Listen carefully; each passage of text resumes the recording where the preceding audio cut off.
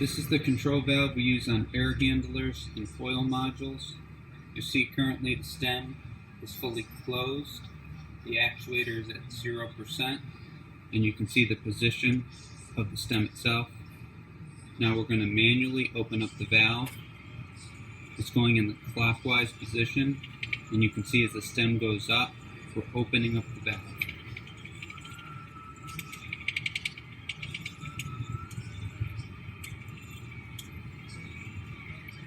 So here as we hit 90, the valve will be fully open. And then if we stop turning, its spring returns, so it will manually return itself to the closed position.